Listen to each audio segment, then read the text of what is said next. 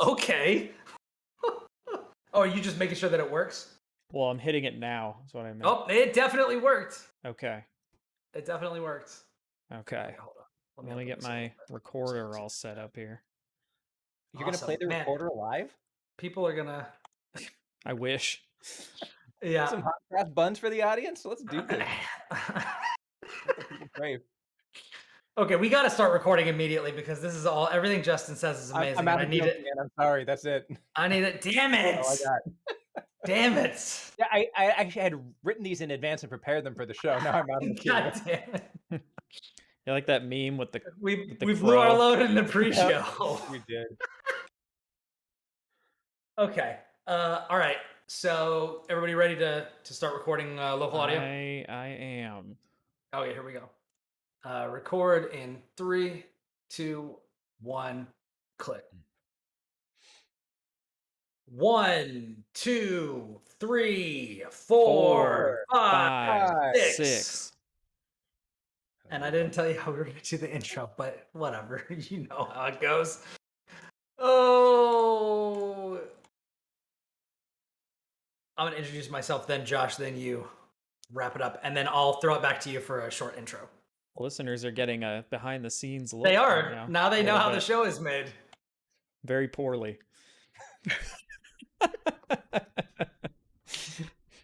It's episode 222 of The Platformers, a show about games and nerd culture. I am your host, Brian Barnett. I'm Josh Mobley. And I'm Justin, I guess. Yeah, it's Justin. We got a new guest this time. Yeah.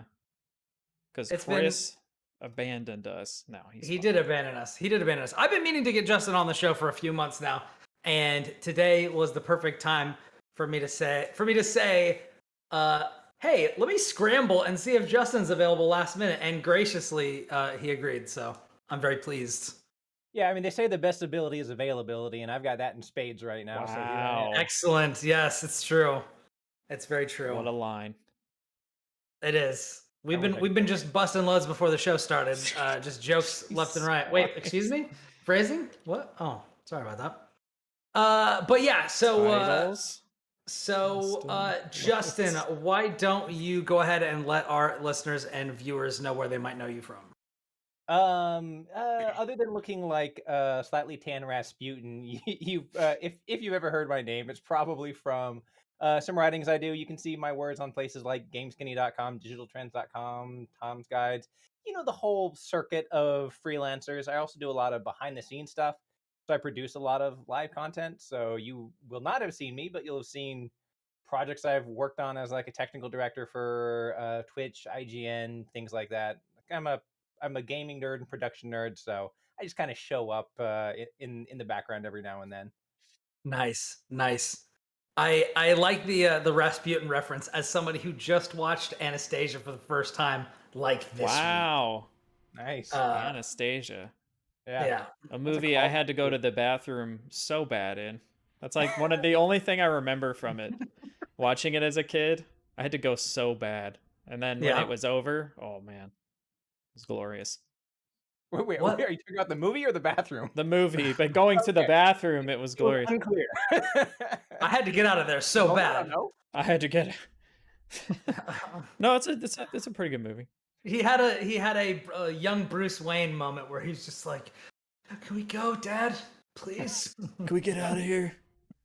For the love of God, I don't like opera, Dad. I'm gonna pee in this seat, Dad. Please, don't make me somebody else's Christmas Story, where I just peed all over the back of their chair. Excuse me? Smelled like pee for a 3-hour opera. No, I'm just thinking about all the everybody who runs local theaters or stuff like that, or who's been around that sort of a thing, or even just regular theaters, like around Christmas time, like a lot of people take their kids to see stuff and they just get sick all over the place. It's really disgusting. Sure. Anyway, this is a show about video games, so there's that. But man, what a week! What a week it's been. Oh, it's Monday. Okay, I'm just kidding. Lemon, it's Monday. It is indeed Monday. We got some news relatively recently about the GMG union. Did anybody catch this news Nope. as we were out and about? Yeah, it's great news, honestly. This is sort of like the sort of thing, and I'm sure you'll explain what it is, but this is the sort of thing where it's like, hey, wouldn't it be cool if this happened? And then it did, And then it did. Yeah. right? Although we should say it's tentatively happened True. because they've agreed to it, but it's not been voted on and Yeah. approved. Right. But this is big news because a lot of between crunch and the outsourcing of a lot of work that should be salaried. I mean, traditionally being outsourced to freelancers and contract workers, which I mean, all of us here are very familiar with, just in on the media side of things. But that's definitely not any different when it comes to game dev. It's good to see people get more bargaining chips. People get more representation at the table so that they can get paid and not have to be. It was wild to hear people have like pet emergencies while they're working for this company and like not be able to like be living paycheck to paycheck for months after that. Like it's ridiculous. This should not be the case. Everybody should be able to do their job and like not have to worry about stuff. And those companies make, millions, sometimes billions of dollars, and they underpay significantly. So, and these radical takes, it's true. It's absurd. You want to be able to eat and put a roof over your head based on your job? What is this? Ridiculous. It's nuts. You need at least 2 of those, right? And so like realistically, we could probably summarize like what happened in for as far as I know, like the first time in recent memory a major gaming media company had its staff basically go like not even like go on strike, and they shut down. What was it for 4 days? Yeah, for 4 days. And this is they did sort of like they did some weird things where they like used foreign language translations through Google Translate to try and generate content for a few days and things like that. I definitely saw that, and their sister sites too. They pulled over some stuff, and people were like, "Well, this is not how I wanted to get my byline on there." But I guess this is what happened. They basically forced me to be a scab by just taking my work and putting it on there. Yeah, exactly. And so after 4 days, they're like, "Oh, turns out you need the writers and you need all the other people who make this operation work." And so they came to the table and said, "Okay, let's formally begin working on collective bargaining and getting some agreements." They've agreed to some tentative concepts, including looks like a 3% raise, trans-inclusive healthcare, 15-week parental leave, things they did not have before. And this is stuff That's where a big one. the workers were like, "Hey, we demand these things," and the company is like, "No," and they're like, "Okay, well, goodbye. You don't have anybody working for you now." And things don't always turn out this way, but it worked. It absolutely, completely worked. It's a resounding victory for the group that is going to be forming the union here. Yeah, and that's just let this be a reminder to you: if you live in a society that runs on capitalism, or if you live in basically any sort of industrialized nation, the workers have all the power. You just have to use it.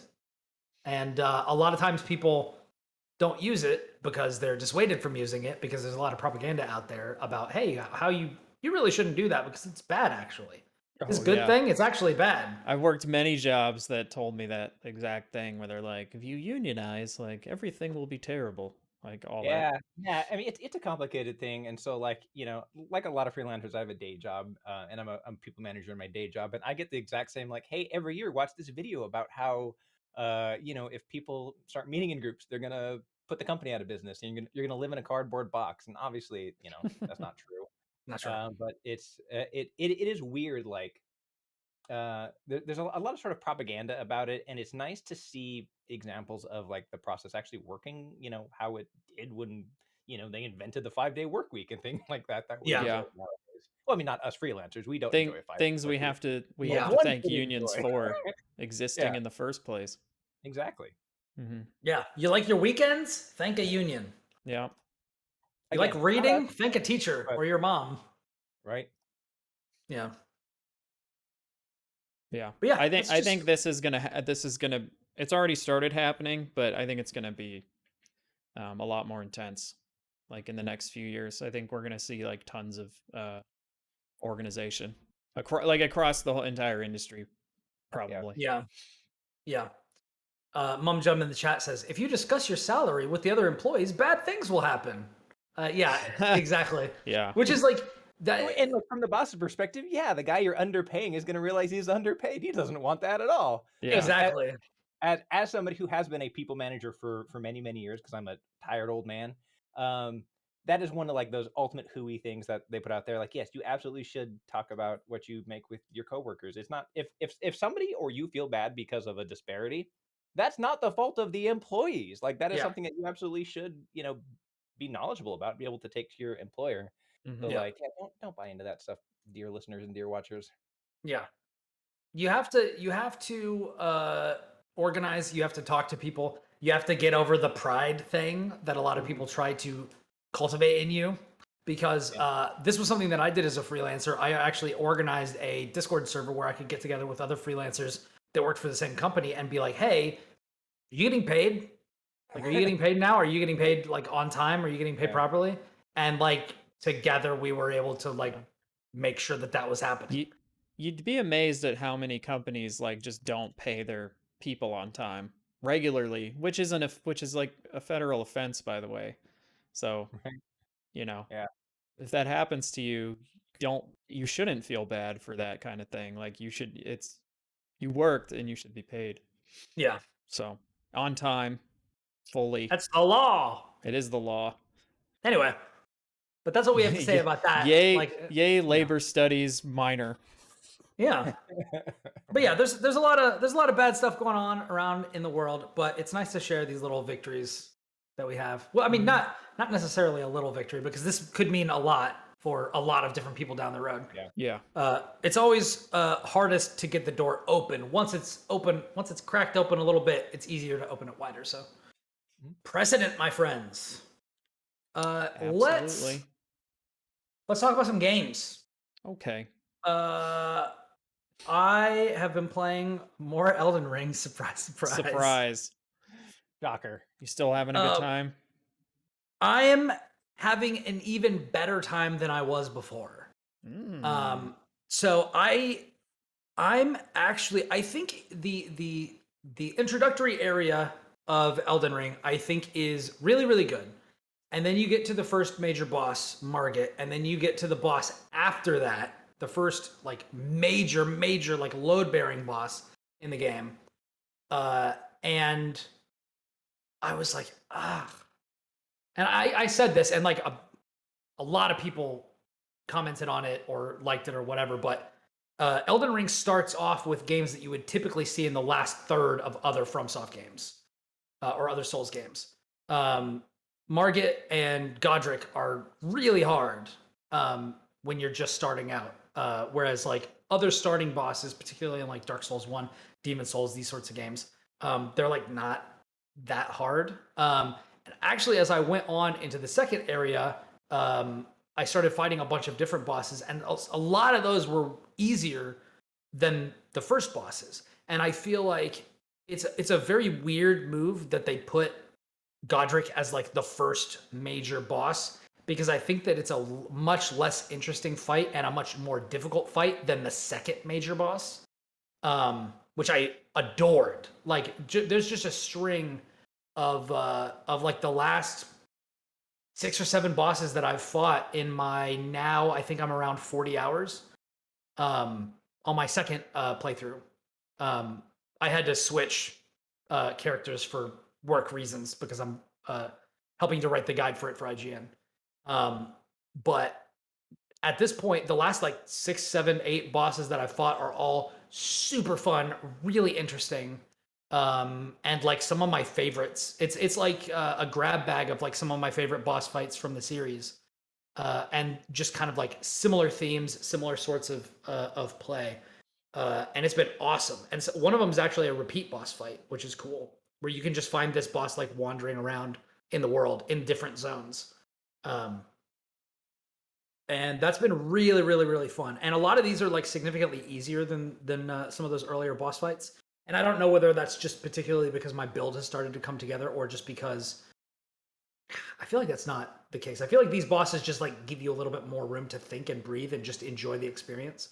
And when FromSoft bosses are like that, I think that's when they really are at their best. Not when it's like, oh, this is super ultra difficult, get around it or figure it out or summon help or whatever. When it's just like, hey, here's an interesting idea for you to have fun with. I think that that's where this creative team really shines.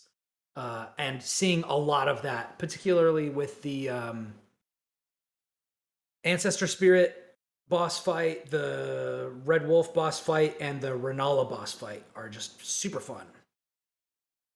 And the one that I was talking about in the world is the Tibia Mariner, which is a really fun fight. But yeah, I'm having an absolute blast. I'm playing like a paladin, so I'm playing mostly strength and faith, running around getting all the miracles and stuff that I can get, swinging a big old winged scythe, taking people down, wearing my turtle shield, all that sort of stuff.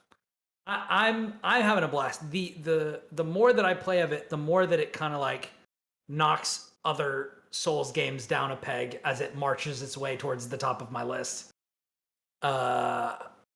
It's kind of hard to imagine replaying other games in this series and not playing this one again.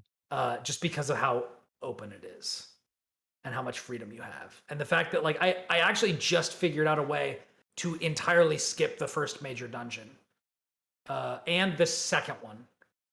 So you can actually get to I could actually technically, hold on, let me think about this for a second. Yeah, I could get to the final area of the game without fighting anyone if I wanted to. Which is wild. Like I love games that let you sequence break, and it seems like if you kind of explore, almost intentional. Yeah. Like for speed runners. Yeah. I'm so curious to see what the speedrunning community will do with this game, because it seems nuts. Like it seems really, really wild. I think I haven't watched one yet, but I tried to look one up and I saw somebody with like a 2.5 hour speed run. Now I'll tell you, Mitchell Saltzman played this game for like 80 or 90 hours when he beat it.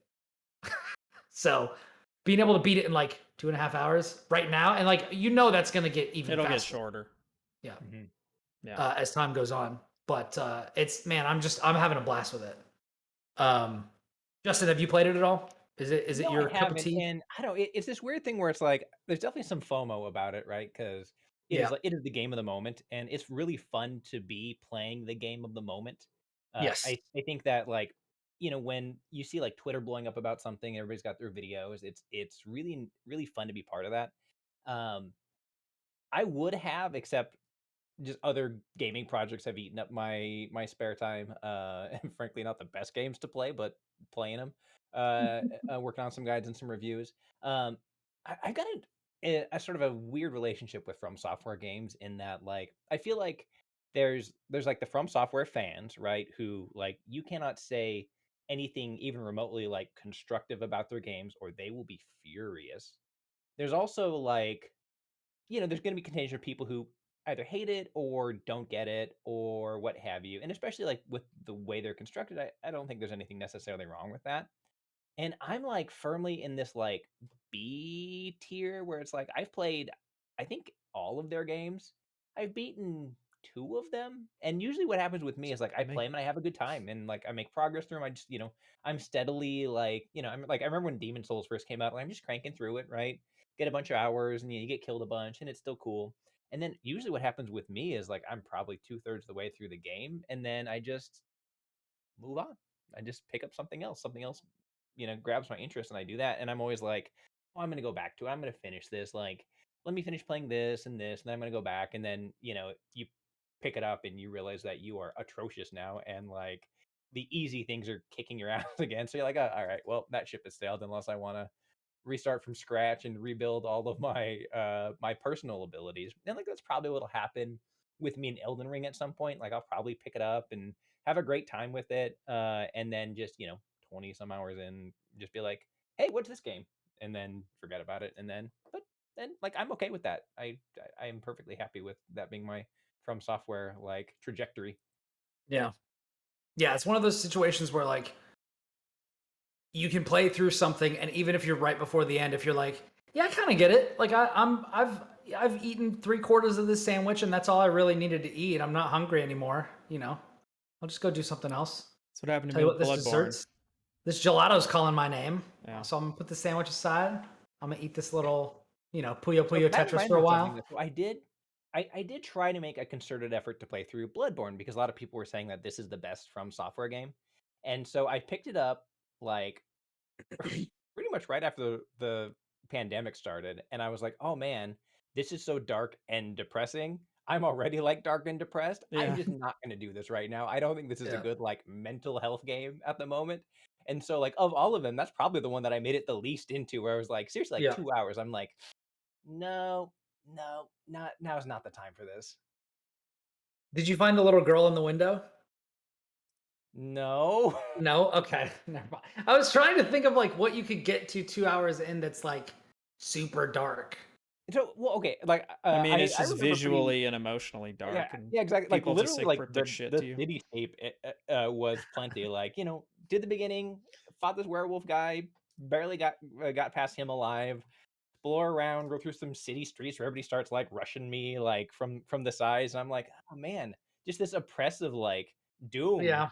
Like I've already got oppressive doom. I don't need more. That's true. So That's that was true. it for me. Might not be the best time to have done this. Right. Yeah. Yeah. Yeah. Not. That's on me. I'll own that. That is not their fault. But yeah, that's why I bounced. Yeah. I will say when you were talking about the different types of FromSoft fans, I'm definitely below the fanatic. Like I have my own criticisms. Learning how summoning and invasions work in this game, I don't see any reason why you couldn't have a pause function in this game. Like Yeah. because my understanding is that you can only get invaded when you're already co-oping with someone else. If that's the case, then if you want to play solo, there's no reason why you shouldn't be able to pause. Yeah. That doesn't make any sense. There are plenty of games where like you can pause unless you're doing multiplayer co-op, in which case you can't pause. I think Diablo 3 is one of those. Well, like if you want to pause, you can pause the game, but then if you're co-oping, like it's not going to stop the action. Yeah. And I'm not saying that this is like some simple fix or well, I mean, yeah. I mean, it's a I think, decision yeah, on their part. yeah, yeah. And there are some other like there are some decisions I definitely would have made differently. Like with the ash summons, like they've made the game more approachable for people by adding these little ash summons. So even if you can't get somebody to co-op with you or to summon somebody into a spot, if you're fighting a boss, you can use these little ash summons as like little familiars to like help you keep range. If you're like a sorcerer and you can bring in like some big bruiser ghost to like tank for you, that's awesome. And that lets you kind of scale things the way that you want to in a way that like was not possible with the previous games. Well, it also And the funny means thing that is, like once the servers die down, because it's been years, like people can still more easily get through things, right? Like if they actually need help. I've definitely found that to be the case playing it pre-release and then also like in like weird, more obscure areas after release where like people just have not found yet. Mhm. Like to put down their summon sign or whatever. But and like you can only call those things in certain areas, but my thought is why not just let you call them everywhere? Like why can't you just call it like because you can't I want them most when I'm fighting big boss battles, but for another person, this particular pack of enemies might just be really hard. And if they can't summon those, I'm just kind of like, why not? Like, you know what I Yeah. mean? And that I doesn't, feel you.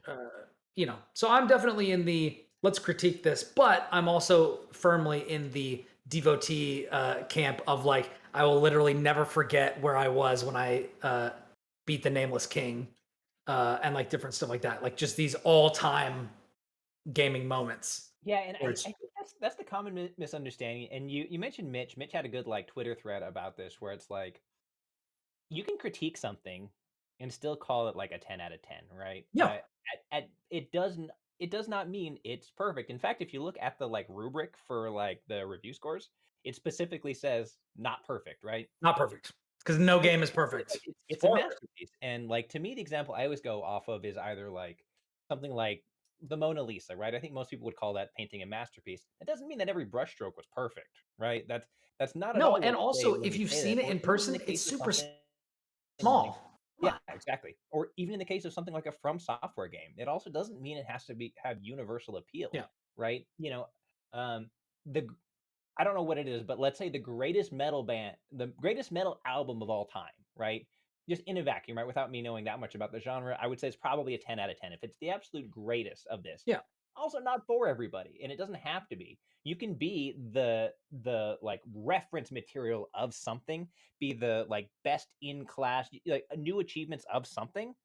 That's not for everybody, and that's okay. Like accept that. Like something can be a 10 out of 10 and still have flaws, still have reasonable critiques, Yeah. and not necessarily be something that you even like.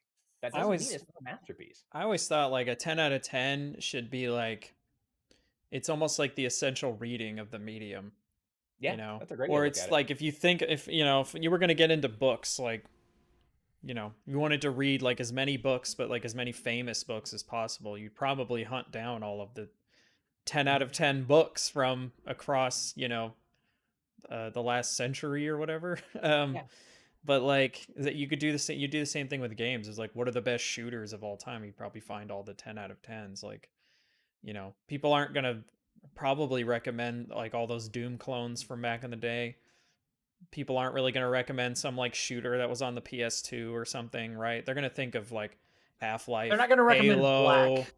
yeah, not yeah, no, exactly. Like they're gonna think of things like that. Like uh and I'd say in the case of Elden Ring, I do think it's probably a game people are going to talk about for a long, long time. I mean, Yeah. it's good. There's going to be more of them. Obviously, there's going to be another one in this universe because it's selling really well. So I think it broke sixth top concurrent uh, Steam game of all time, mm. which is ridiculous. Which is funny because the all I ever hear about the PC version is it's like borked right It's now. not it's not awful, but it's definitely not as good. I actually switched from playing the PC version to playing the PS5 version, not because of the technical issues, because I was actually able to set up some things in a very particular way. Check out my guide on IGN.com on how to do this. shameless plug. Shameless plug. But I was able to find a way to like make it way better. And they're gonna patch it as well. But I moved to PS5 because like 95% of people are there. Yeah, I would imagine I But accidentally yeah, switched something. yeah, I just saw that. I was like, whoops. But yeah, like this is what you were talking about earlier, and Mitch's thread, and we were talking about art and stuff. I actually replied to that thread because um, of what a masterpiece means in the greater art community, which is this is either something that an apprentice makes that he then uses as evidence that he's ready for mastery, like to be established as one of the artisans, or it's considered a piece of work that is representative of the artist as a whole. That is like it is their masterpiece. It is the piece of theirs that stands above all others. So it doesn't have to be perfect. It's just supposed to be like, this is, if you want to see the best piece of art that this artist has done, it's the masterpiece.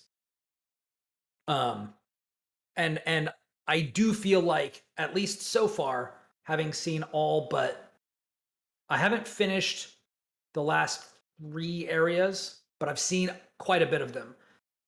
So far, this definitely seems like a greatest hit. If From Software was a musician, Elden Ring is the greatest hits album. It has a lot of things that I've seen in previous games, like a lot of boss fights that are very reminiscent of previous ones or different spins on those. little mini dungeons that have ideas that I've seen in particular places.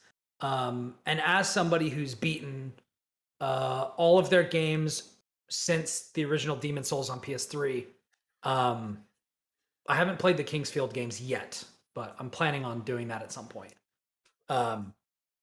But having played all of those through several times, there's a lot that they have learned and a lot that they have improved upon. And it really does feel awesome because Dark Souls 3, and particularly the DLC of Dark Souls 3, felt like they were listening to all the people who just wanted to beat their heads against the wall with ultra difficulty.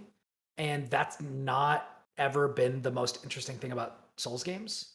It's been the world building, it's been the lore, it's been the way that you can kind of choose your own level of involvement with all of the both the story and the mechanics of the game. Like, you don't ever have to learn how to parry in these games if you don't want to.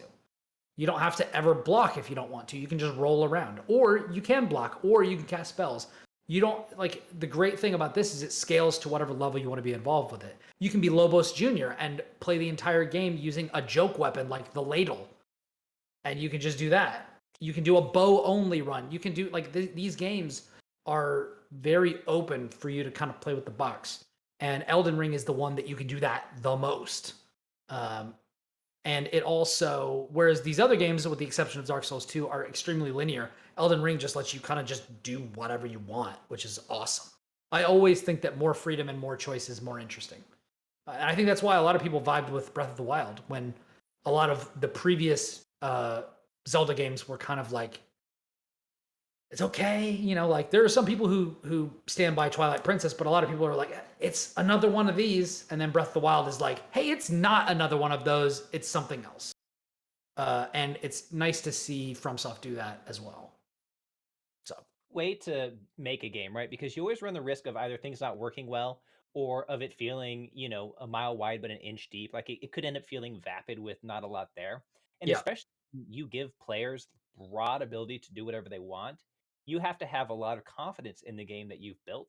And yes, the list of, you know, games that have done that incredibly well is very, very limited. And, you know, a lot of it's a real, people it's a a lot of real people short list. it is, and a lot of people push back, you know, when Breath of the Wild comes up, but like it was the last title like this. It was the last one where you look at it and you're like, this is a potential sea change. Like this is something that, you know, is going to just transcend the like conversation of right now. Like this is something that we're going to be talking about several years from now.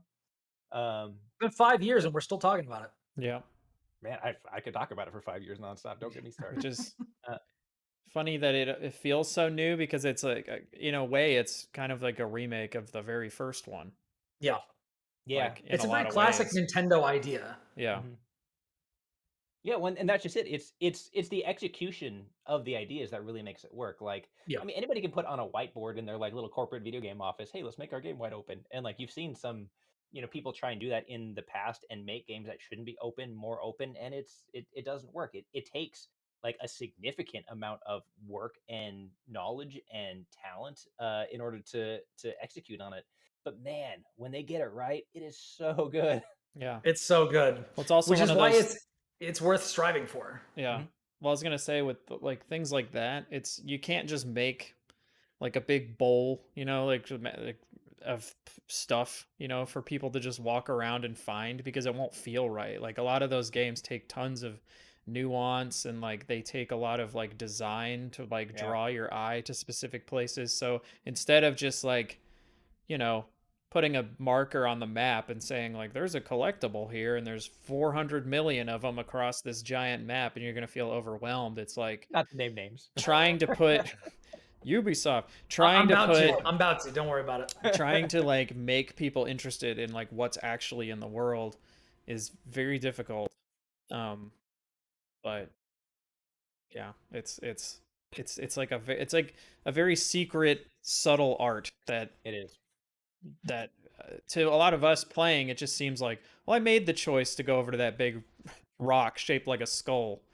And it's like, well, not really. The Yeah. environment Actually, sort no, of right. drew you to it, yeah, in a way. And Exactly. You that's made that very, choice because you saw it. Yeah, you saw it, but also like the way that the landscape hits it, like there's enough That's exactly it. contrast for you to see it, things like that. If you It's ever see like the great GDC breakdowns of things like that, it's incredible. It's like, hey, Yeah. I found this cool thing. They're like, actually, we built these massive land structures because we know that this shape has a tendency to draw most people to in this direction. In this direction, here is this marker, which is intrinsically an indicator that you want to explore it. Then when you go over that, we know once you hit this point, it's like, what?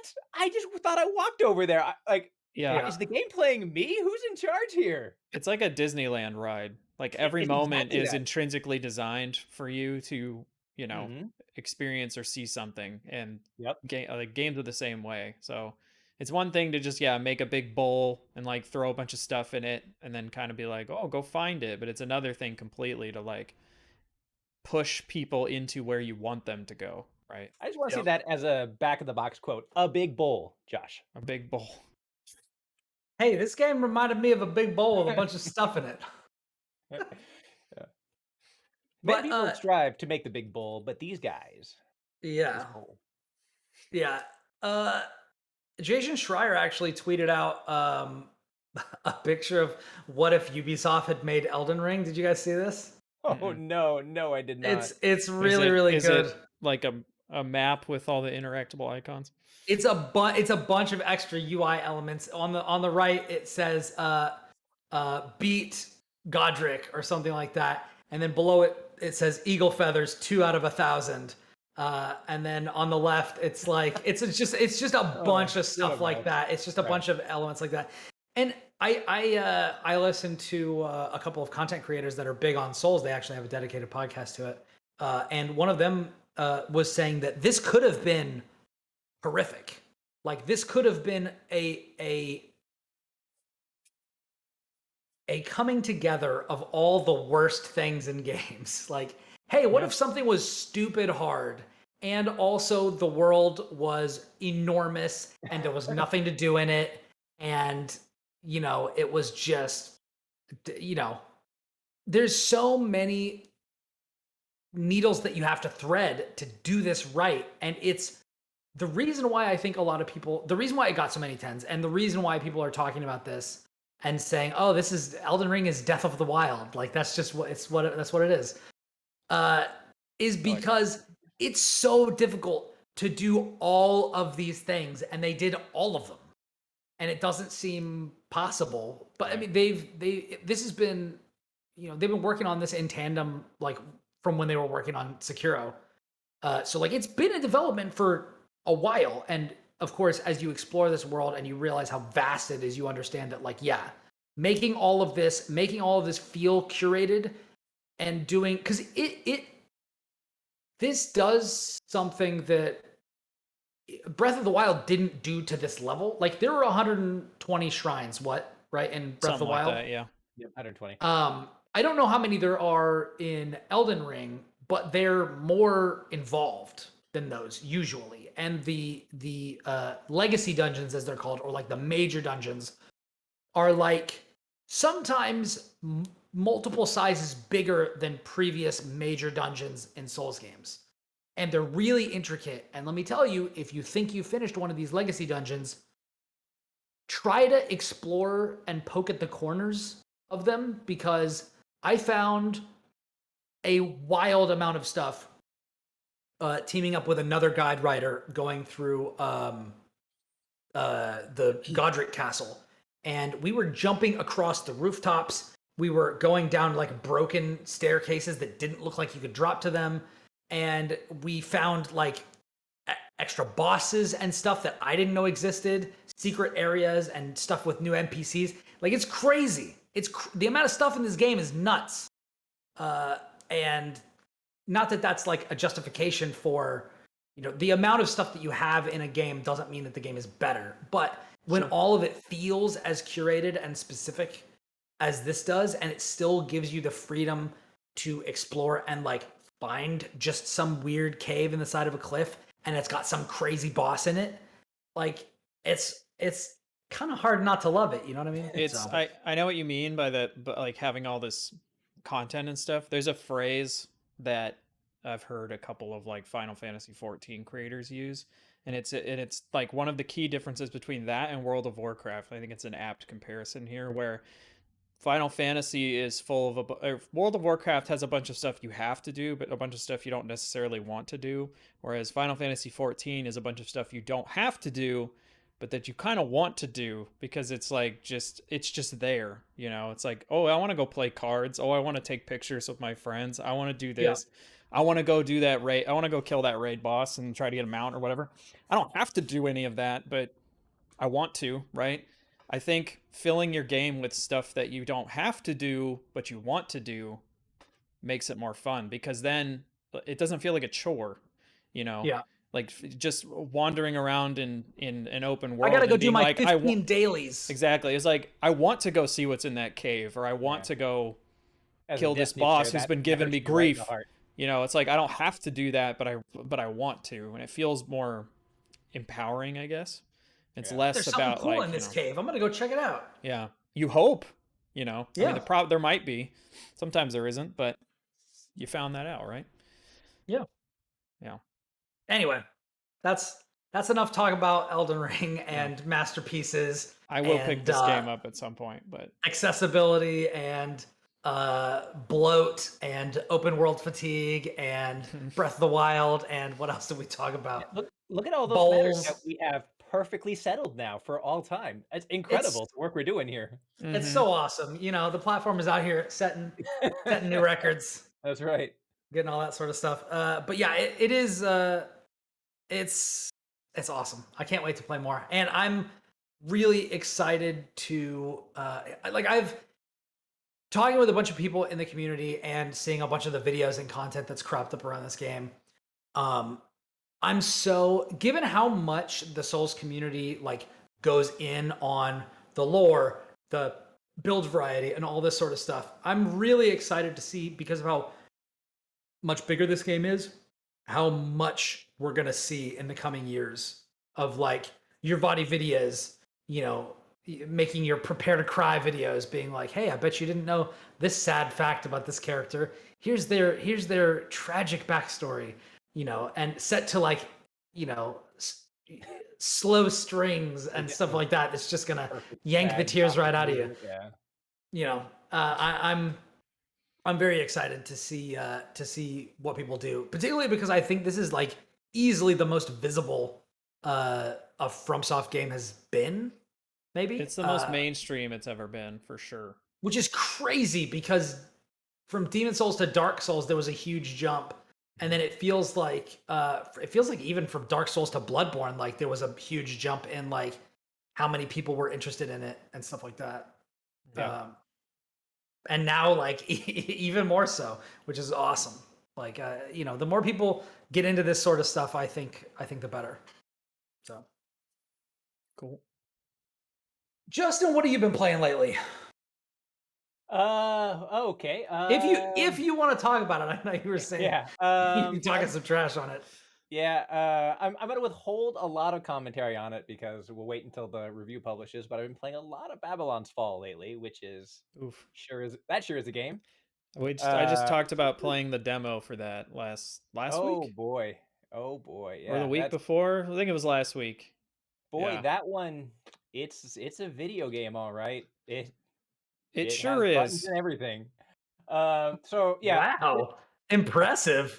Yeah. Elden Ring out here with 80 hours of content, but man, it doesn't have any buttons. Wasn't there Babylon's Fall got you covered? Wasn't there a thing that was Babylon's Fall peaked on Steam at 650 people or something? Yeah, and so just as somebody tried to batch make with players, that sounds right. Yeah. You know what's funny, and again, I don't want to get too much into breaking it down because I want to give the review a chance to get out. But there's this weird thing where when you play multiplayer games with very low population, you start running into the same people over and over again, right? It's if you just I played a lot of Destiny. I never see the same people twice. There's millions of people that play Destiny. I did actually, but it was because I played so much Crucible. So I would see the same people. You're it would literally be an entire week later, and I'd be playing. I'm like, I remember this person. Not this guy. Yeah. I shot them in the face. Yeah, where's this? It's I'm gonna load this. This guy again. Oh god, he's not good. All right, well, it's gonna be a struggle. Let's go.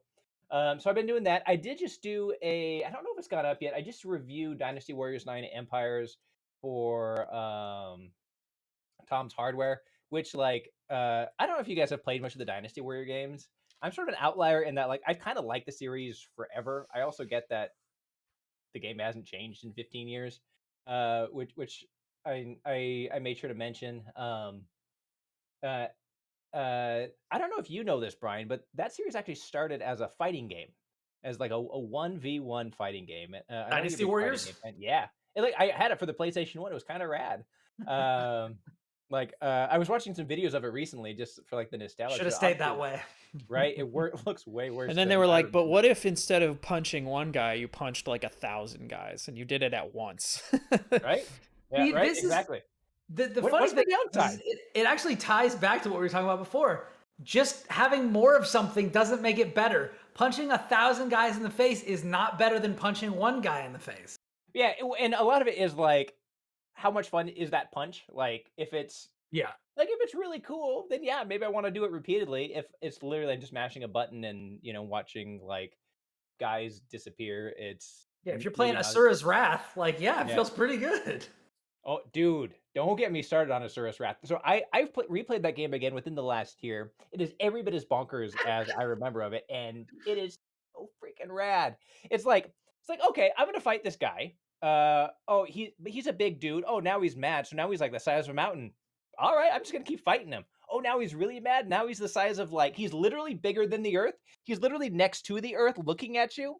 And now he's you see this giant finger coming down. He just turned into Galactus. Dope. Right, awesome. Exactly. I'm so gonna punch him in the face. Exactly. So what do you do in that scenario? This guy that's the size of Jupiter is about to squish you. Oh, well, obviously you just punch the hell out of his finger until he explodes. You do the Goku thing. You just punch harder.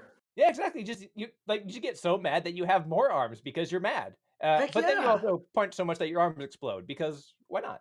Why not? Yeah. So perfect example of that. Video games are meant to be fun, and it is fun and stupid, and I love every second of that game. It is what we call a video game ass video game. That is a video game ass video game. Yeah, absolutely. Yeah, you die a bunch, but it's all right. This weird gold spider is yeah, all right, go be alive again. And it's all right, 200 years have gone by for some reason, but I'm alive again. And no one's surprised to see you. They're there you are. Hey, there you are. This guy. And it's this freaking guy. Yeah. Go figure. I can't with Justin here. I literally can't just make a random aside without him being yeah, you know what? Yeah, that's right. Yeah, honestly, which is great because we're both 10,000 years old. Right? I hope you guys didn't have a specific agenda because we are not getting to it tonight. We did not. We did not. Yeah, exactly. You give me just a little bit of space, and I'll talk about that rad scene in Azura's Wrath where you're fighting a dude on the moon, but then he stabs you with a sword to the Earth and then through the Earth from the moon because the sword just gets longer the whole time. Yeah. Totally normal thing to happen in a video game. I mean, it's a dope thing to happen in a video game. Oh yeah. No, it's so. I'm sold. I see that like a trailer. I'm done. I'm in. You had me. You had me at the beginning. Yeah. There we go. Yeah, and then I'm gonna go back to the moon later to fight Ryu for some reason. Okay. Why not? Why not? Why not? Why not is a great question to ask when you're a video game developer. Right? Why not? I picture them in the meeting room talking over how the games are made, right? And then the director or whatever didn't tell anybody, but he's decided he's just not going to say no to anything. Any suggestion, we're going to do it. So yeah, what if every person thing is actually based on ancient Hindu? Yeah, all right, cool. But also they're space monsters. Done. Write it down. Yeah, also you shoot lasers from your hands. Cool. Yeah. When your game director just decides to be that judge in all the courtroom procedurals, that's I'll allow it, but I want to see where you're going with this, counselor. Yeah. Right. Exactly. You better be getting to a point somewhere. Oh man. So what other than Godfall? I mean Babylon's Fall. What are you been getting up to? Man, new season of Destiny's got me in deep. I took a few seasons off, but this new expansion is really good. So cranking out some guides about that. And so for people who aren't in the, it's called Destiny Winter's Bone, right? Right. Or which is Queen? Yeah, Which queen? Winter's Bone. Yeah, I'm not gonna Google that, so let's just skip it. But like the trick, anybody who writes guides is like, if you want to play a game, start pitching guides for it. Because if somebody says yes, well, damn it, now you have to play the game. And so that's how I made sure to get myself back in Destiny for like another season. Where I was like, hey, can you want some guides? You want some guides? Oh, you do. Okay, better Oh go download it crap! real quick and get back What in. have I done? Right, exactly. Ladies and gentlemen, this is what we call being pot committed. All right. Played myself, but yeah, they're having a good time with it. I think it's probably the best thing they've done since the Taken King back on the original. Speaking my And language. right, yeah, and especially like I just find, the in-universe story of the Hive I find so interesting. They're like the closest. was They're very definitely the interesting. coolest thing. They were the Yeah. coolest thing. They were. I don't play anymore. Yeah. Well, you know what? They still are. They still like, are. Yeah. Yeah, and there's some cool twists they're doing. They're setting up some like things where, like, again, without spoiling anything, the like a lot of our preconceived notions about what is good and what is bad are starting to like come into question. There's starting to be fractures amongst the good guys, and like there's cool stuff they're doing with the story lately. Like they had one recently that was, it was a not even remotely veiled allegory of refugees and how to treat people who are fleeing like dangerous situations. And like, yeah, that was just a season about it. And it's like, yeah, the xenophobes are the a-holes. So boom, there's your politics. Suck on that. Get your woke culture out of my games, bro. I just want to shoot. I just want to shoot Vex, get guns. Is that why they're called Awoken? Sure. Oh my god. That's a Destiny pun. Oy everyone. vey. It is. It is. I'll see myself up. Man, I'm gonna make just obscure reference after obscure reference and have Justin take us home. Boom, I'm in. Just all day. It's just gonna be, Right. hey, remember when you saw Spaceballs down at the old Aardvark video? Do you want to hear my Spaceball story? Do you have one? No, I my don't. God. I was gonna be like, damn, he's actually taking me up on it. All right, here we go. Josh, what did you get up to this week? I know you saw something, but not we're gonna much. talk about it next week. Yeah, I went. But and if you want to saw touch on it, the Batman, Saturday. Yeah, Saturday. I rented it was okay. So this is the first time I've been in a movie theater since Birds of Prey in 2020. So it was a long PC time. boy. I know. I didn't intend for that. That's just what happened. But the only reason I went is because it was my cousin's birthday, and so we rented a theater for a bunch of us, and that was a great way. I'm not going to talk about the movie because we're going to wait for Chris, and I think you're seeing it this week too. I'm right? seeing it this week. Yeah.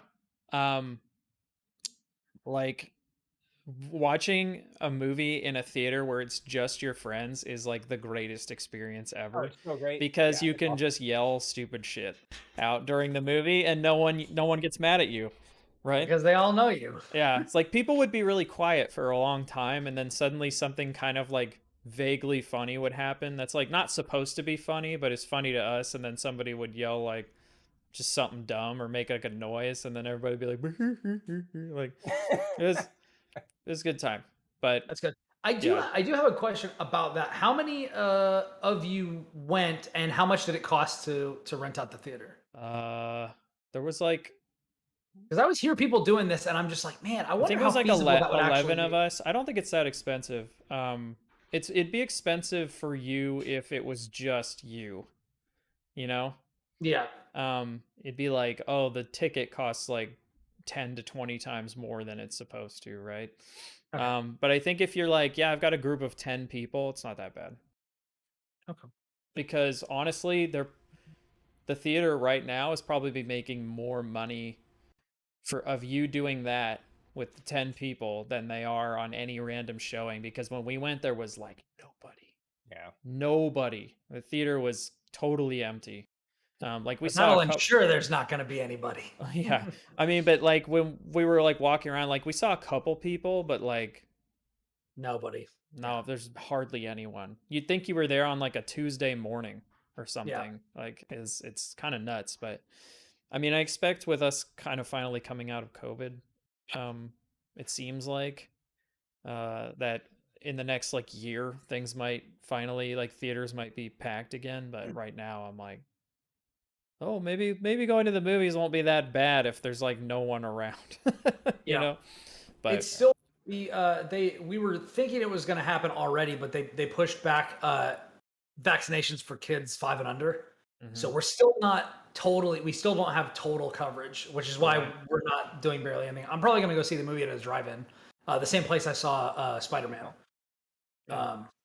So and it was a good theater. So the only issue was they didn't have their concession stand was closed, and I almost didn't eat before I went. So that was almost a real disaster. Watching a 3-hour movie on an empty stomach. yeah, with it's to eat. And you didn't smuggle in snacks? Rookie move, man. Rookie move. I ate dinner beforehand because I was just like, I want to be able to like get like a small popcorn and just like kind of chill on it. But I think I may have had something, but I was also like fine. Next time I'm definitely bringing a way bigger thing of water though, for sure. Because I definitely ran out in like 10 minutes and then was thirsty the rest of the show. But that's because I'm a thirsty boy. Yeah. That's just the way it goes. No, I'm with you. I drink a lot of water. But yeah, so you overall your kind of general impressions, you like it? You think it's good? Yes. Cool. We'll talk about it more. Have you seen it? No, I haven't. But you know, I'm definitely in. Like the trailers look really good. I love this like My Chemical Batman look they're going with. Like you know, Robert Pattinson. You know, people need to understand is actually a really good actor. He is a really good actor. Some bad movies for a while that even he like says he tuned out and barely remembers. But like, yeah, man, he's like. I don't know how much of the budget went to mascara for that movie, but I love the look of it, and I think it's going to be like as much as you know there might eventually be a fatigue with like grittiness creep, right? That like everyone's always trying to make the newer, even more grittier one. I think Batman is the one superhero where like it actually you should have that. It's very true to the character. I love the idea that you know, this version of Batman is a little bit more in a vacuum. I think, you know, the director came out and said like, there's no Superman in this universe. That's not how this works. And so it's like grounded and dark and violent, and that's spot on, man. Give me that. Yeah. I feel like we've generally had pretty good Batman stuff for a while. Like I didn't like Batman versus Superman until the Snyder cut. And the same for Justice League. But I think that when Batman is doing his action, I feel like it's been pretty good still. And then obviously the Nolan stuff was really good. But like that's not a controversial take. Yeah, right. Elden Ring is good and Christopher Nolan Batmans are good. Wow, yeah. Brian. Oh, tone it down. Oh, yeah. He's off. I will have more nuanced thoughts when we get there. Yeah. I would say I'm on the lower end. You're on the lower end of it's good. Everyone I've seen is like it's incredible. Chris was like telling us it's better than the Dark Knight and all these things, but I have a lot of not thoughts about the movie because I think the movie's good. But there's like a lot around it that just I don't know. We'll get into it, but I don't want to. That's what always gets me in criticism nowadays is like there's always this like force field around things, you know, where it's like you have to really put effort into like actually like critically analyzing stuff. And I think a lot of opinions, not to take anything away from anybody in particular, but like a lot of opinions really are just like they're almost talking about the aura of something more so than the content itself.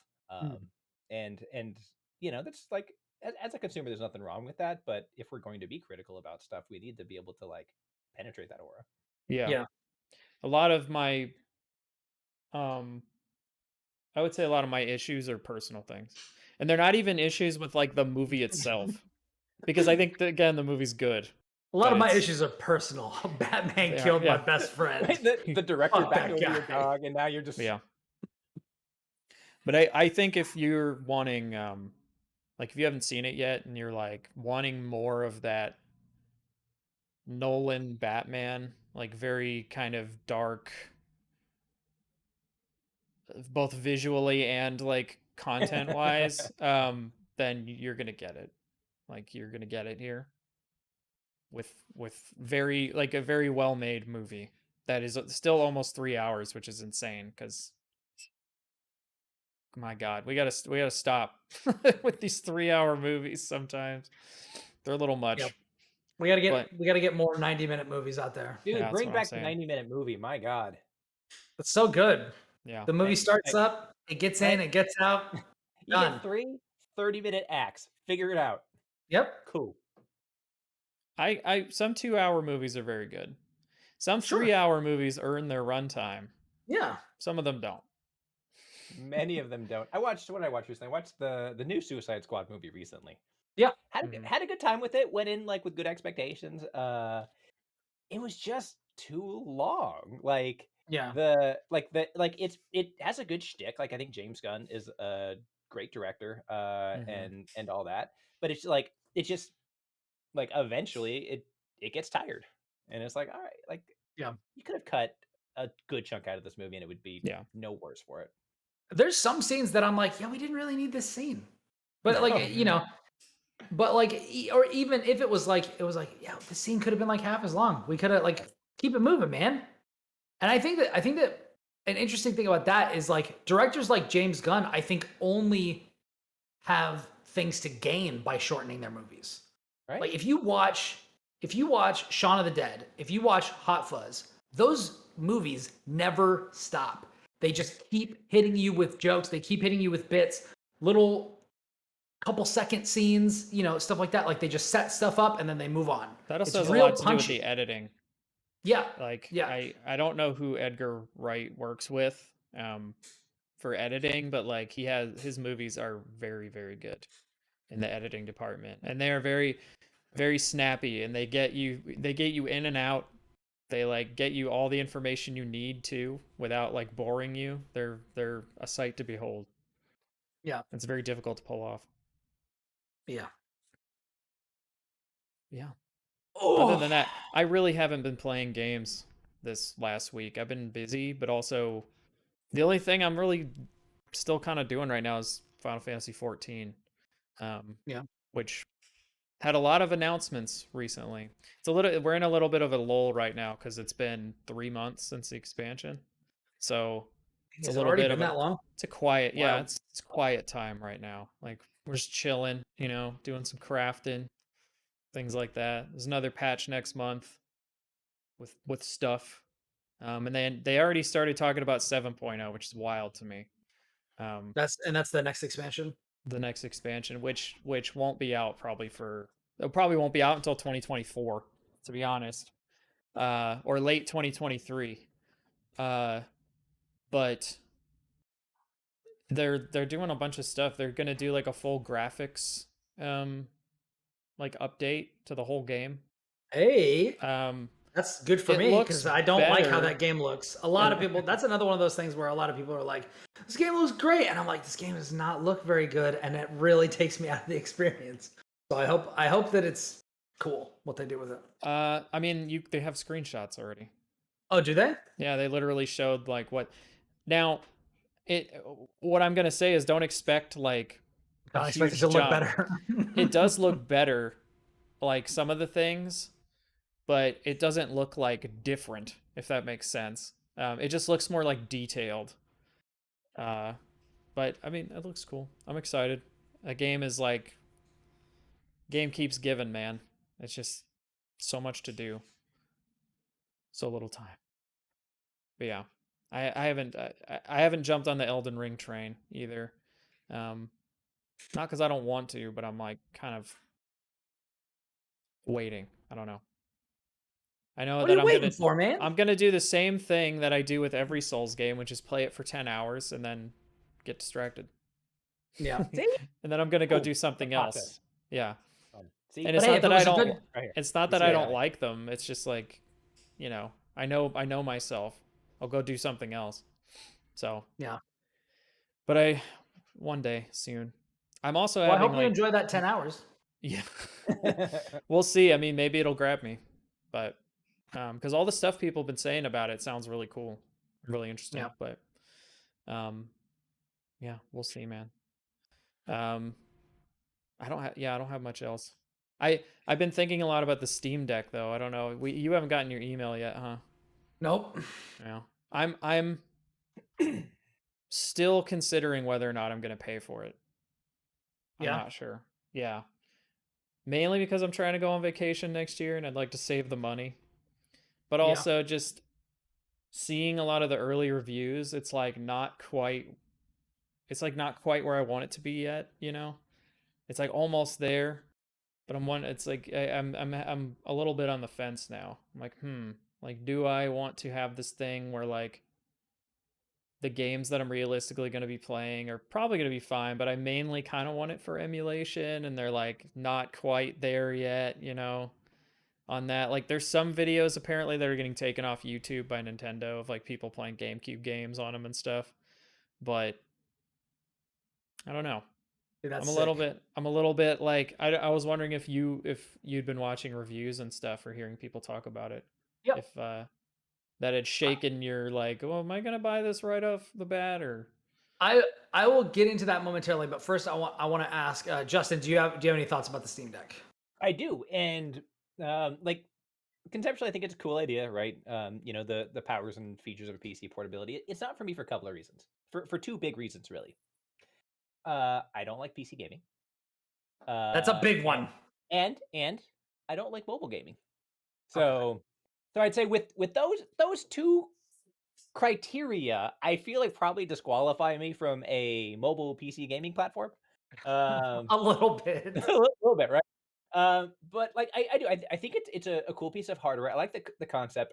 I've seen some comparisons to like early VR with this, in so much it's like it's kind of a proof of concept. And I forget where I saw it. And you know, somebody had said it's like it's the sort of thing where you buy the software that works on it. You don't buy it to play the software you want. And that's where it's at right now. You know, not to keep bringing up Destiny because it's going to make me sound like I'm a huge Destiny player when I'm not.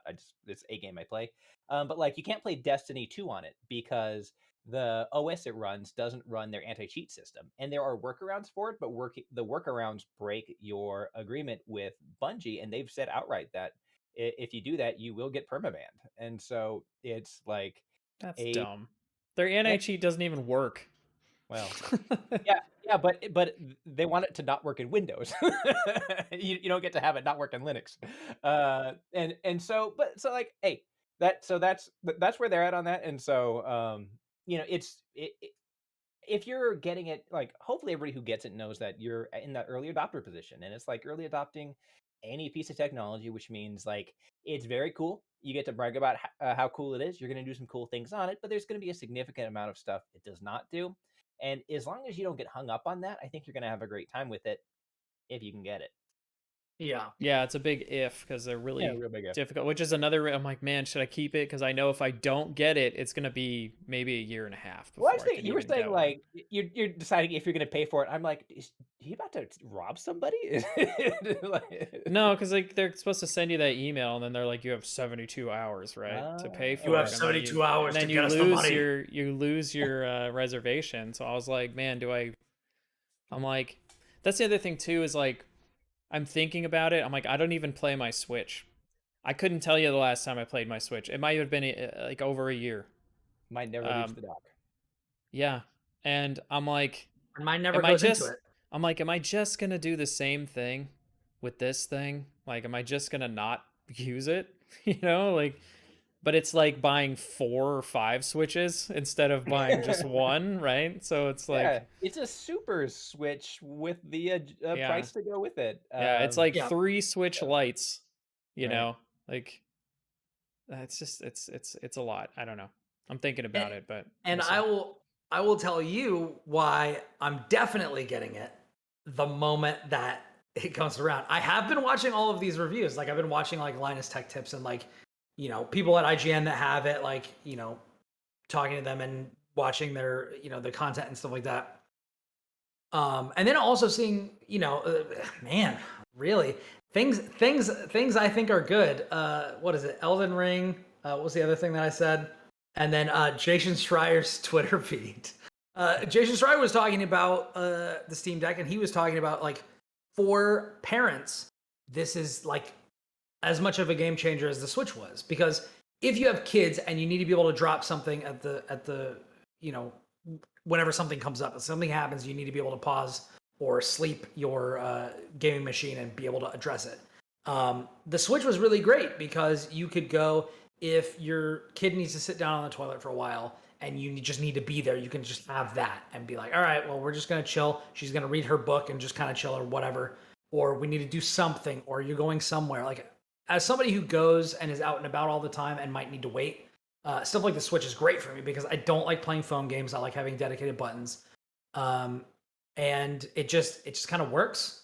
And because I have such a extensive Steam library, from when Steam originally came to us, on golden tablets eons ago, I have like a ton of games that I want to play, that I've wanted to play for a long time, but they're not like destination games for me, if that makes sense. I've described games this way before, but I'm not sure if what I'm trying to say is adequately being conveyed. There are certain games that are worth me sitting down somewhere and focusing on for an extended period of time. Elden Ring was one of these. When I sit down to play it, I want to play it for a healthy chunk of time. I don't just want to have it, just jump in and jump out and do different things like this. But there are other games where like I might want to just see how much I want to play it. Like stuff like Danganronpa, or like little 2D platforming games, stuff like this. If I want to play like a Brick Breaker game, or I want to play like, Guacamelee 2 or something like that. Like, that isn't necessarily something that I want to come down to my office and sit at my desk. Sometimes I just want to like sit on the couch and play it for a little bit, or sit at the table while I'm, hanging out with Riley while she's eating lunch. I like that flexibility. I like to be able to pick up something for like a little bit of time and just play it and make a little bit of progress and then do something else. And because I have a lot of games like that like I don't necessarily want to like make the commitment to play in a specific way. Or they might be games that like don't really demand a lot of your attention, but like you could play while you're watching something on the TV or something. Like, I like to do stuff like that. And I feel like because of that, and because the Steam Deck being like a fully functioning like PC/console thing on the go, to a greater degree than Switch has been, because now we're seeing, even first party or second party games on the Switch come out that like don't run that well. And that's a huge problem for me. Like, I would much rather have something run at like 720p at a locked 30 or 60 frames than have something that looks like amazing and like doesn't run that well. You know what I mean? So it's, a lot of people are like, oh, we need the 4K Switch. And I'm like, I don't need that. I just need the stuff to run well. More and like 1080. It seems, yeah, exactly. Yeah, I just, and that would be awesome. And it seems like, when you're like, Justin, like you were saying, like when you're taking the stuff that it's intended to run and you're playing with those things in mind and you're scaling to that sort of an experience, like it seems good. And that's kind of, instead of hauling this around, and trying to play this like on the couch or whatever, I'm holding up my laptop for listeners. I can just throw something in my backpack and just go and have it be like an easier kind of set it and forget it experience. So, I mean, if it ends up being something that I don't like, then whatever. I at least supported and was part of the people that were like, yes, we want this, please, more of this, go in this direction. And I'm sure that the Steam Deck 2 or the Oculus Hand or the Amazon Fister or whatever the next one is called, is gonna just gonna blow us all away. Sounds like something you need to see a doctor for. Yeah, man, I came down with a bad case of that Oculus hand. Oh no, get it here right away. Oh no, you have eye hands. We have to You have the amputate. Oculus hand. Oh man, You've got that's the the worst Pan's case I've ever seen. Labyrinth. Yeah. Ugh, not again. Third one this week. Or was that no? That wasn't Pan's. Was that Pan's Labyrinth? Eye hands. Yeah. Yeah, it was. Okay, got it. I thought that was real monsters. That I mean, too. there's also that. One had eyes in the hands. The other one was just holding the eyes with the hands. Look, all I'm saying is somewhere we can make a Venn diagram that has eyes and hands, and like right at the middle are like these two properties, or I guess these two properties. That's where they meet. Like that's where they meet. Yeah, that's where they meet. Eyes for hands, baby. Yeah. Which so like Also- if anybody has been watching or listening and has been really like thinking about that throughout the show, there's your answer. You're welcome. Yeah. You're welcome. Hey, we're here for you. We got you. So Providing a service. Yeah. So I've been playing. You were talking about not playing your Switch for like over a year. I was just playing it today. I was playing that demo for the new Kirby game. Mm-hmm. And I've been replaying Mario Odyssey. So here comes a real hot take. I'm 10 minutes in to the new Kirby game, and I think it's probably going to be better than Mario Odyssey. So there you go.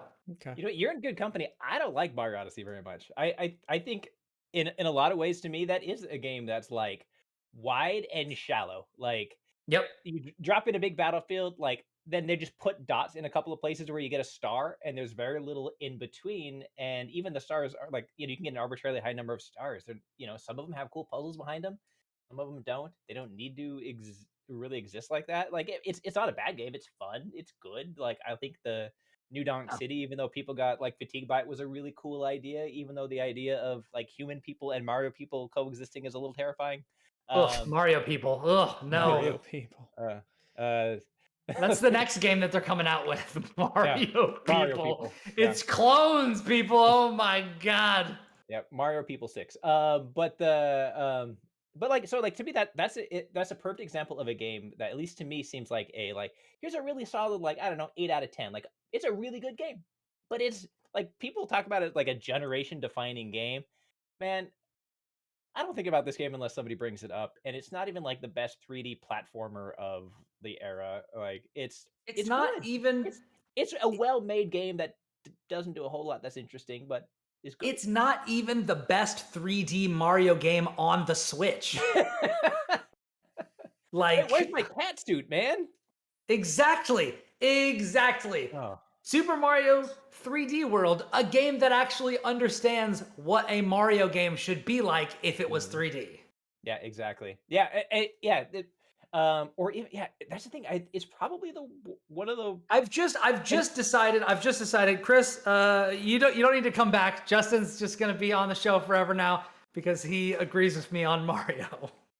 You can't see this, but I have a Venmo open, and every time I agree with him, he Venmos me $5. So that's how It's true. It's true. I'm gonna be broke very fast, but it's worth it to get the affirmation that I desperately crave. Yeah, I just had this realization that it's like kind of the worst 3D Mario since the GameCube. Like, because I think both Galaxies are clearly better. 3D World clearly better. Like. And again, I'm not saying it's bad. This is why I get accused of hot takes and why I get in trouble. I'm not saying it's bad. It's really good. It's just that there's other ones that are. He gave it an 8 on the show, right? So which, I mean, on the show of record, that is legally binding. There's no going back from that 8 at this point. So it's true. So like that is in the annals of history. That's true.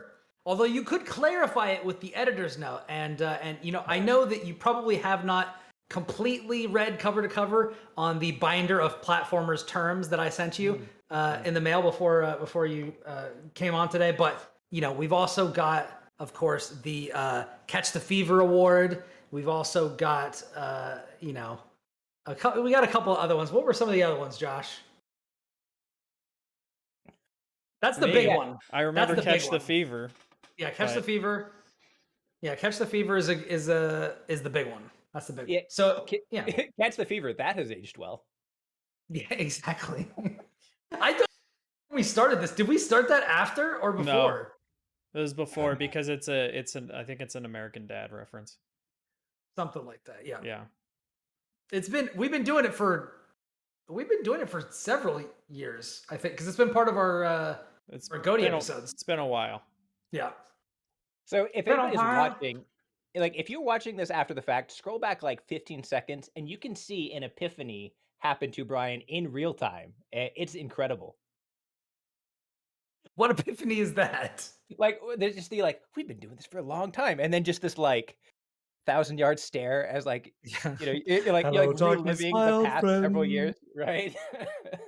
Love him to talk with you again. I don't know all the words to that song.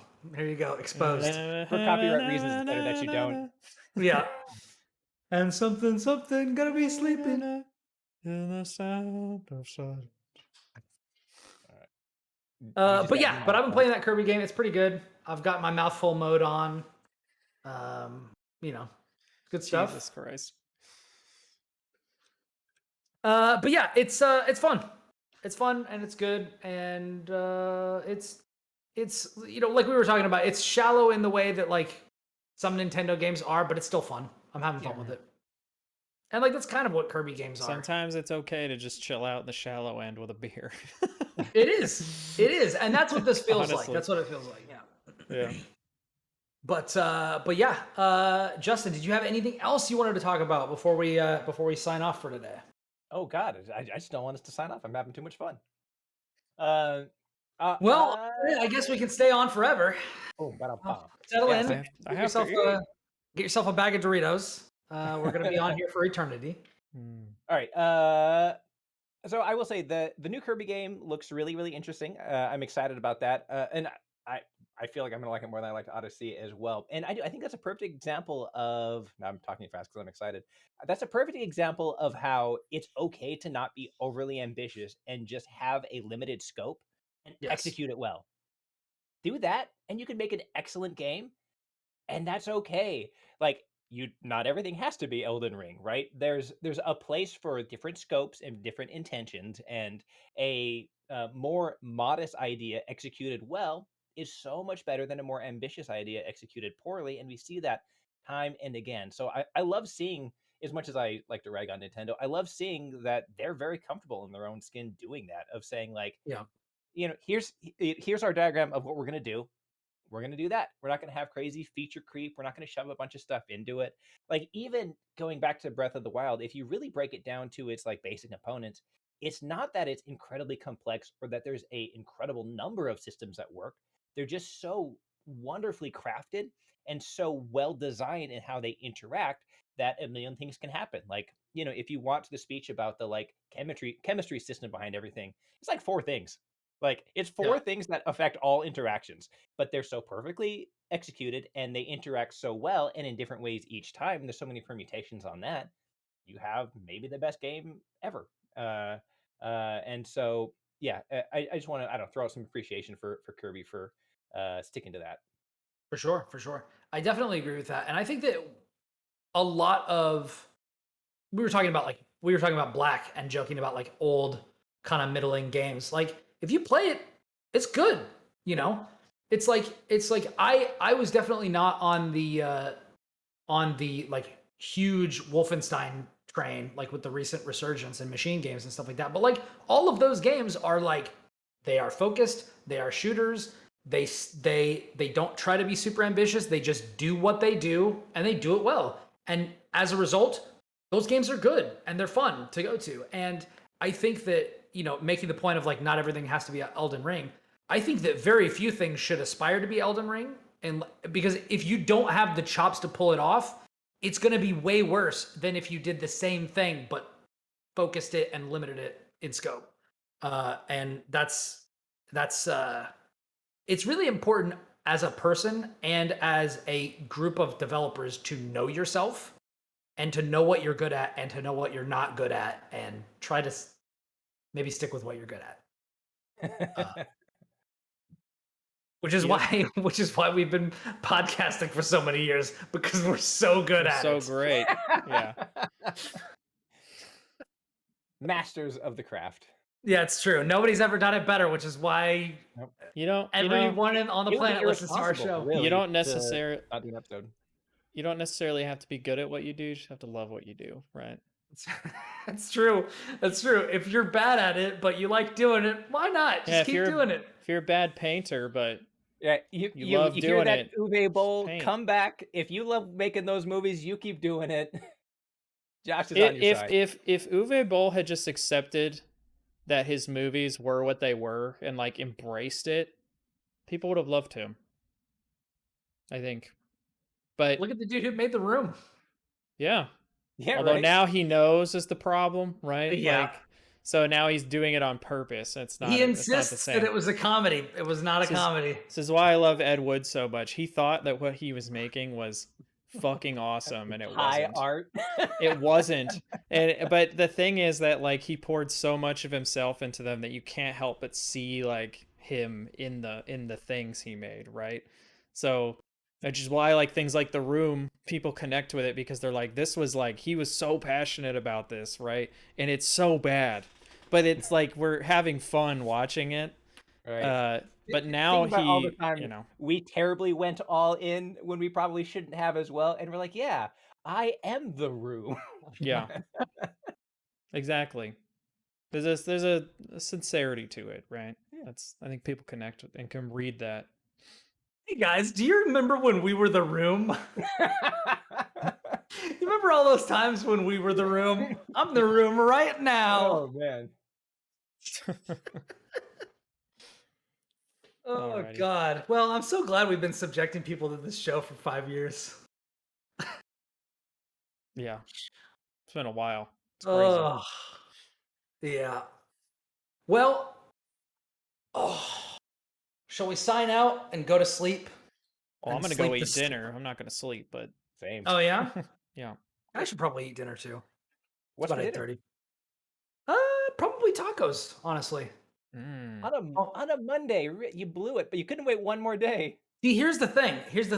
They're homemade tacos, Brian doesn't and like I'll still have some tomorrow. So it's gonna be Taco Tuesday. I'm just having a Taco Monday as a side dish. It's Tuesday somewhere. like they always I mean, it's it Tuesday is. somewhere. It is a Tuesday somewhere. In fact, I think Justin and I know somebody for whom it is Tuesday right now. That's true. Uh, Our UK contingent. exactly. Yeah. But yeah, man, Justin, it's been such a freaking great time having you on. Thank you so much. Yeah, I appreciate you inviting me on. This has been absolutely wonderful. I apologize for just running us off the rails repeatedly. Oh, you've never listened to this show, clearly. Yeah, yeah. There were no rails to ride on at all. But yeah, so let's sign off. Thank you all for joining us for episode 222 of the Platformers.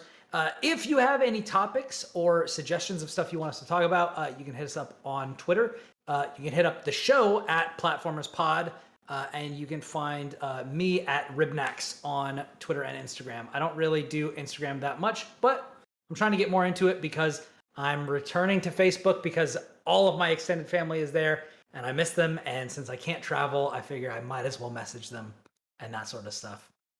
It's a decision that I have made, and we'll see if I regret it. So there you go. You can find me on all those places at Ribnax, RIBNAX. And if you want to see the stuff that I'm doing, you can go and check out the Elden Ring guide on IGN.com. I have guides up for where to find really powerful pieces of equipment early, where to find really good farming spots if you want to grind out some levels, and how to do a lot of really important stuff that you need to know how to do, like how to summon spirit ashes and a bunch of stuff like that. So if you're looking for a nice hub for a lot of information about Elden Ring, check it out on IGN. You can find me on Twitter at the Jawa Josh. I don't tweet that much, but if you want to see all the cool video essay stuff I'm working on, you can go to youtube.com/mediaismythic. The Spiritfarer video is still coming. It's almost there. It's almost there. All right, and then I guess if you wanted to find me, and you shouldn't, but if you wanted to, you can find me on Twitter at KOREIS. That's at Koreis. Facebook, I'm there, but I avoid it because that's a hive of scum and villainy. It's the Moss Isley Cantina of social media. And other than that, my writings are just around. I write for all sorts of different places, including a new one that's going up here shortly that I'm really excited about for a big media network that I'm not going to name drop just yet. But so just keep it there, and maybe, just maybe, I can convince these gentlemen to let me come back on again sometime. Oh, that's gonna be a tough sell. I'm so sorry to tell you this on air. I just don't see it You're happening. gonna have to refund those Venmo bucks you sent me. Ugh. That's how I buy my way back in. Well, okay, all right, you convinced me. Okay, we'll have you on again. But yeah, again, thanks so much. It was short notice, and Justin did us all a really, really great favor and contributed to a delightful atmosphere for this episode that I'm so happy with. If you want to see us record every episode of this podcast live, you can check it out at twitch.tv/platformerspod. And the episodes are archived on YouTube at youtube.com/platformerspod. Review us on your podcast platform of choice. And if you like the show, tell friends and family about it, because we don't advertise, and that's the only way we have to grow. From everybody here at the Platformers, we hope that you have a wonderful week and stay safe out there, because until next time, we are out. Bye.